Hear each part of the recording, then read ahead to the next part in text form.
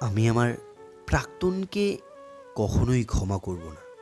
পৃথিবীর সকল নারী পুরুষ যদি তার প্রাক্তনকে ক্ষমা করে দেয়, যদি পৃথিবীতে নাম ওঠে যে এই মানুষটা তার প্রাক্তনকে ক্ষমা করেনি, আর যদি সেটা আমি হই, তারপরেও আমি ক্ষমা করব না।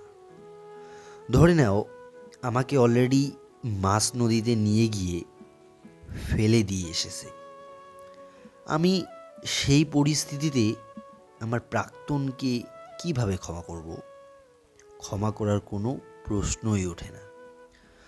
আমার প্রাক্তন যদি আমার থেকে বেটার কাউকে পেয়ে চলে যায়, আমার থেকে যদি বেশি ধন সম্পদ এমন কারো কাছে যদি চলে যায়, সেই প্রাক্তনকে আমি ক্ষমা করার কোনো মানেই দেখি না, কোনো অপশনই দেখি না।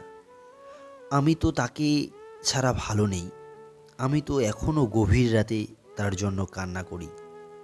শুধু গভীর রাতই না, বেলা অবেলা আমার চোখ ভিজে যায়।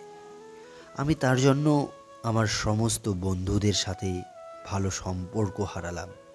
আমি আমার বাবা মায়ের সাথে সুসম্পর্ক হারালাম।